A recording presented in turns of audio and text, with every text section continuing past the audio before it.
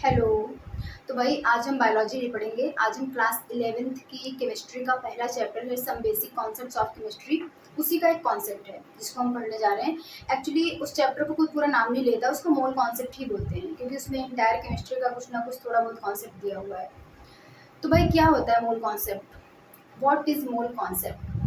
देखो, mole is actually a number. Mole एक number होता है। जैसे हम लोग कहते हैं एक दर्जन, है ना, 1 डोजन में कितने ऑब्जेक्ट होते हैं? 12 होते हैं, 12 objects. 1 score is equal to 20 objects. उसी तरीके से एक मोल में कुछ एक नंबर होता है। कितना होता है? 1 mole is equal to 6.022 into 10⁻23 particles या फिर एटम्स या फिर नंबर। मतलब अगर आपसे कोई एक मोल बोलता है तो आप समझ लो कि सपोज दैट मैंने कहा कि मेरे पास 1 मोल बॉटल है, मैंने ये बोला, तो इसका मतलब हमारे पास कितनी बॉटल है? मेरे पास 6.022 इंटू 10⁻23 बॉटल्स। मुझे किसी ने बोला आपके पास 1 मोल स्पेक्ट्स है या फिर 1 मोल, ये क्या है? मार्कर। 1 मोल मार्कर है, तो कितने मार्कर हैं कुल मेरे पास? 6.022 इंटू 10⁻23 मार्कर्स। तो एक मोल जो है एक तरीके से नंबर होता है, और नंबर कितना होता है? 6.022 इंटू 10⁻23। क्या ये है मोल कॉन्सेप्ट? मतलब यही हो गया मोल कॉन्सेप्ट। मतलब किस चीज को बोला गया मोल कॉन्सेप्ट? किस चीज को बोला गया? तो देखो, मोल कॉन्सेप्ट मेनली 2 पैरामीटर्स को कनेक्ट करता है। और कौन से हैं वो 2 parameters? One is the mass of substance. बेटू यहाँ पे जहाँ पे ये इसका रिफ्लेक्शन पड़ रहा है ना, ये यहाँ पे सबस्टेंस लिखा हुआ है, it is mass of substance. तो मैं क्या बोल रही थी कि मोल कॉन्सेप्ट 2 पैरामीटर्स को कनेक्ट लिंक करता है, उनके बीच में कनेक्टिविटी बनाता है। एक पैरामीटर होता है अपना सब्सटेंस का मास और दूसरा पैरामीटर होता है अपना number of particles present in that substance. कौन से 2 पैरामीटर होते हैं? एक तो सब्सटेंस का मास और दूसरा number of particles present in that substance. जैसे ये मेरी बॉटल में पानी है, तो इसका मास और इसमें कितने पार्टिकल्स प्रेजेंट हैं। अभी मैं बताती हूँ इसका सिग्निफिकेंस क्या है। तो देखो, हम सब्सटेंस कौन कौन से लेंगे, कैसे सब्सटेंस लेंगे? वो होंगे प्योर सब्सटेंसेस। कौन कौन से? Pure substances. और प्योर सब्सटेंसेस क्लास 9th का कॉन्सेप्ट है, सब लोग पढ़ते आ रहे हैं। 2 टाइप के होते हैं, एक तो होता है अपना एलिमेंट और दूसरा होता है क्या? अपना compound. One is element, another one is compound. Element किससे बना होता है? एटम से, एक सिंगल एटम। ठीक है, एटम की बात कर रहे हैं। और कंपाउंड यानी कि मॉलिक्यूल। देखो, सपोज दैट हाइड्रोजन लिखा है तो ये क्या है? एक एटम लिखा है। ठीक है, सल्फर लिखा है तो ये क्या है? एक एटम है। ऑक्सीजन लिखा है तो ये क्या है? ऑक्सीजन। ये एटम्स है, सिंगल सिंगल लिखे। अगर मैं इनको कंबाइन करके लिख दूं H2SO4 तो ये क्या बन जाएगा? ये क्या बन जाएगा? ये पूरा मॉलिक्यूल बन जाएगा। जब तक हाइड्रोजन, सल्फर, ऑक्सीजन अलग अलग थे, ये क्या थे? एटम थे, सिंगल सिंगल। ठीक है, आप इनको फर्दर नहीं ब्रेक कर सकते। हमने इन तीनों को मिलाकर के एक कंपाउंड बना दिया। ये क्या बन गया? एक कंपाउंड। तो कंपाउंड किससे बने होते हैं? मॉलिक्यूल से। और जब एलिमेंट की बात करेंगे यानी कि हम सिंगल एटम की बात कर रहे हैं। ठीक है, एटम से आता है एटॉमिक मास और मॉलिक्यूल से हमें मिलता है क्या? Molecular mass. मतलब इसका मास, हाइड्रोजन का मास हो जाए तो क्या एटम है तो उसका एटॉमिक मास बोलेंगे। जब ये सब तीनों मिलकर के मॉलिक्यूल बन गए तो हम उसको पूरे पूरे के मास को बोलेंगे मॉलिक्यूलर मास। ऐसे हम अगर इंडिविजुअल इनकी बात करें तो इसका मास 1 होता है, इसका मास होता है 32, ऑक्सीजन का मास होता है 16। ओके, अगर हम पूरे को कंबाइन करके इसकी बात करें तो H2SO4 का मास होता है क्या? 98। आप इसको सिंपली कैलकुलेट कर सकते हैं। जैसे 2 हाइड्रोजन है तो 2 इंटू 1, प्लस में सल्फर का होता है 32, प्लस में ऑक्सीजन का मास होता है 16 इंटू 4। ठीक है, आप इसको सॉल्व कर लो तो कितना आ जाएगा? 98 मास होता है H2SO4। और देखो, ये कोई कोई बहुत बड़ी चीज़ नहीं एटॉमिक मास निकालना। आप एटॉमिक नंबर पीरियोडिक टेबल में जो एलिमेंट्स दिए, वैसे मैं इसके लिए सेपरेट वीडियो बना दूंगी पीरियोडिक टेबल को बताते हुए। उसमें से 1 to 30 जो, अरे 1 to 30 क्या, जनरली 1 से 30 तक हमको याद करना होता है, ज़रूरी होता है। उतने हम याद कर लेंगे तो उससे अपना काम हो जाता है। और कुछ स्पेसिफिक एलिमेंट्स, तो वो जो सीक्वेंस दिया है ना, उसको हम बोलते हैं atomic number. Hydrogen, helium, lithium, beryllium, boron. Atomic number का डबल होता है atomic mass, generally, not always. Generally होता है, नॉट ऑलवेज नहीं, हमेशा नहीं। जैसे क्लोरीन, क्लोरीन का एटॉमिक नंबर होता है 17, बट उसका एटॉमिक मास होता है 35.5, 34 नहीं होता है, अधिकतर होता है उसका डबल हो जाता है atomic mass, but her case में नहीं। तो वो जो स्पेसिफिक है उनको आपको याद करना पड़ेगा, उसके लिए मैं सेपरेट वीडियो बना दूंगी। अभी अपना पर्पस वो नहीं, अभी अपना इस वीडियो में हमें समझना है मोल कॉन्सेप्ट क्या होता है।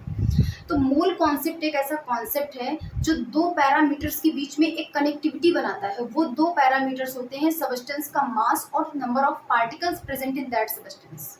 समझ लो, ये कहता है कि भाई आप हमको, जैसे मैंने कहा ये देखो मेरी बॉटल में पानी है, अब मैं आपको बोल दूं कि इसमें कितने पार्टिकल्स हैं मेरे को बताओ, तो क्या गिन के बता पाओगे इसमें कितने पार्टिकल्स हैं?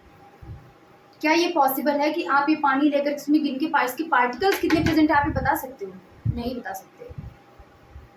हम लोग ये कहते हैं कि दो पैरामीटर्स में आपको नंबर ऑफ पार्टिकल्स चाहिए। आप जानना चाहते हो कि मेरी बॉटल में कितना पानी है, इसमें जितना पानी है इसमें पार्टिकल्स कितने प्रेजेंट हैं। तो हम आपसे कहेंगे भाई दो पैरामीटर्स में एक पैरामीटर आप हमको बता दो, दूसरा वाला हम आपको निकाल के दे देंगे। आप हमको मास बता दो, ये जो पानी जितना प्रेजेंट है इसका हमको मास बता दो, तो हम आपको पार्टिकल्स बता देंगे कि इसमें कितने पार्टिकल्स प्रेजेंट हैं। किसकी हेल्प से? यही तो सिग्निफिकेंस है मोल कॉन्सेप्ट का, with the help of mole concept. अब ये कैसे निकलेगा, इसको मैं रफ करने के बाद एक बेसिक फॉर्मूला होता है मैं उसको लिख देती हूँ, उसके बाद देखना आप खुद ही अपने आप कैलकुलेट कर लोगे। कोई भी एक क्वांटिटी आपको, कोई भी एक पैरामीटर आपको पार्टिकल्स दे देगा तो आप मास निकाल लोगे, मोल निकाल लोगे। आपको मास दे देगा तो आप पार्टिकल्स निकाल लोगे, मोल्स निकाल लोगे। ठीक है, इसको रफ करते हैं। इसको थोड़ा सा लिखना है तो लिख लो, कुछ ऐसा खास लिखने वाला नहीं, आगे फॉर्मूला लिखेंगे उस पर फोकस करना। वेट, हाँ, तो ये मैंने फॉर्मूला यहाँ पे लिख दिया है, परेशान मत हो, मैं इसको समझाती हूँ अच्छे से। उसके पहले ये बताना है कि इस नंबर को हम बोलते हैं अवोगाड्रो नंबर। इसको कैपिटल एन ऐसे इसको रिप्रेजेंट करते हैं, एन ए से। अवोगाड्रो नंबर बोलते हैं इसको, एन ए से रिप्रेजेंट करते हैं। तो देखो फॉर्मूला ये सबसे बेसिक फॉर्मूला है, और आपको इस चैप्टर मतलब ये फॉर्मूला अगर आपको आता है तो आपके 90% तो क्या 85% आपके क्वेश्चन इससे सॉल्व हो जाएंगे। ठीक है, होता क्या है, number of moles is equal to होता है given mass by molar mass, N is equal to W by M. W को हम बोलते हैं गिवन मास और एम को बोलते हैं मोलर मास। या फिर number of moles is equal to होता है number of particles, number of atoms upon Avogadro number. या फिर number of moles is equal to होता है given volume upon molar volume. ये इक्वल टू का मतलब ये एक फॉर्मूला हो गया, ये एक फॉर्मूला हो गया। ठीक है, number of moles is equal to ये एक फॉर्मूला हो गया, और number of moles is equal to given volume by molar volume. मतलब अगर आपको कुछ भी निकाल, एक कोई पैरामीटर आपको मिल जाएगा तो आप उससे कुछ भी निकाल दोगे। अगर आपको वॉल्यूम दे रखा है, अगर आपको वॉल्यूम दिया है और आपसे पूछता है बताओ इसमें पार्टिकल्स कितने हैं, तो आप क्या करोगे, सबसे पहले नंबर ऑफ मोल्स निकाल लो। Number of moles is equal to given volume by molar volume. Molar volume की वैल्यू हमको पता है 22,400 मिलीलीटर, या फिर अगर लीटर के टर्म से बात करेंगे तो 22.4। ये आपको याद करनी पड़ती है, जैसे आपको अवोगाड्रो नंबर याद करना रहेगा 6.022 इंटू 10⁻23। वॉल्यूम दिया है, वॉल्यूम दिया है आपको, फटाफट से नंबर ऑफ मोल्स निकाल लो, n is equal to given volume by molar volume. Number of moles मिल गए, अब आपको नंबर ऑफ एटम्स या पार्टिकल्स निकालने हैं, तो सीधे number of moles multiplied by Avogadro number. तो हमें कैलकुलेट क्या करना था, मैं इसका एग्जांपल लेती हूँ। हमको निकालना है मेरी बॉटल में जितना पानी है इसके नंबर ऑफ पार्टिकल्स निकालने, और इन्होंने थोड़ी हमारी मदद कर दी भाई। हमने कहा हम हमारी थोड़ी हेल्प करो, हमें एक पैरामीटर बता दो। तो इन्होंने बोल दिया कि इसमें जो वाटर दिया इसका मास कुछ भी, सपोज दैट 5 ग्राम बोल दिया। इन्होंने बोल दिया कि इसका आपको गिवन मास है 5 ग्राम, इसका मास बता दिया। तो हम सबसे पहले क्या करेंगे, हमको नंबर ऑफ पार्टिकल्स निकालने हैं कि हमारे बॉटल में जितना पानी है इसमें कुल कितने पार्टिकल्स हैं, और हमको मास बता दिया। तो मास मिल गया, तो सबसे पहले हम क्या कैलकुलेट कर लेंगे, नंबर ऑफ मोल्स कैलकुलेट कर लेंगे, given mass upon molar mass. Number of moles निकालने का फॉर्मूला क्या है, गिवन मास बाय मोलर मास। तो वाटर का फॉर्मूला क्या होता है, H2O। दो हाइड्रोजन के ऑक्सीजन का मास होता है 16, 16 प्लस 2 इज इक्वल टू 18। तो वाटर का मोलर मास क्या होता है, 18 होता है, 18 होता है। ये हमको मिल गया नंबर ऑफ मोल्स। अरे बहुत सिंपल है, बहुत ही सिंपल है। अब नंबर ऑफ मोल्स निकल आए तो नंबर ऑफ पार्टिकल्स निकालना बेहद आसान है। सामने फॉर्मूला रखा है, number of moles is equal to number of particles upon Avogadro number. हमको निकालना है नंबर ऑफ पार्टिकल्स, तो हम क्या करेंगे, नंबर ऑफ मोल्स में मल्टीप्लाई कर देंगे अवोगाड्रो नंबर। ये निकल आएंगे हमारा नंबर ऑफ पार्टिकल। हमें नंबर ऑफ पार्टिकल्स निकालने थे, मेरी बॉटल में जितना पानी है इसके पार्टिकल्स निकालने थे। नंबर ऑफ पार्टिकल्स निकालने के लिए क्या करना है, number of moles into Avogadro number. ठीक है, नंबर ऑफ मोल्स हमको नहीं पता थे, पर हमें इसका गिवन मास दे दिया कि भाई इसका मास है 5 ग्राम, इसमें जितना पानी है। मोलर मास हम निकालना जानते हैं बहुत अच्छी तरीके से, तो इससे हमने क्या किया, नंबर ऑफ मोल्स निकाल लिया, given mass by molar mass. अब हमको मिल गया नंबर ऑफ मोल्स और हमें निकालना था नंबर ऑफ पार्टिकल्स। कुछ नहीं करना, number of particles equal to number of moles into Avogadro number. Number of particles, number of atom is equal to number of moles into Avogadro number. इसी तरह आपको वॉल्यूम दिया है और आपको नंबर ऑफ पार्टिकल्स निकालने, कोई भी क्वांटिटी आपको दी है तो आप कुछ भी उससे निकाल लोगे। ठीक है, आप इसको अलग अलग भी लिख सकते हो, लाइक मैंने ऐसे लिख दिया है, तो आप number of moles is equal to, एक फॉर्मूला ये है, number of moles equal to given mass by molar mass. दूसरा है number of moles equal to number of atom by Avogadro number.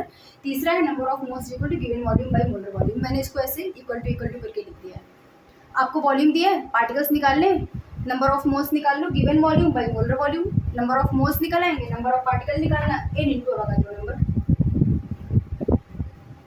So I hope that कि आपको जो मैंने समझाया वो समझ में आ गया होगा, मोल कॉन्सेप्ट का कॉन्सेप्ट क्या है और इससे किस टाइप के क्वेश्चन सॉल्व होते हैं। मैं कोशिश करूंगी कि नेक्स्ट वीडियो में मैं इसके कुछ एग्जांपल सॉल्व करा दूंगी, या फिर हम आगे जो मोलरिटी, मोललिटी, नॉर्मलिटी, ये वाले टर्म्स पढ़ेंगे। आई होप दैट कि आपको ये कॉन्सेप्ट समझ में आ गया होगा और ऐसे ही छोटे छोटे कॉन्सेप्ट्स को जानने के लिए स्टे कनेक्टेड।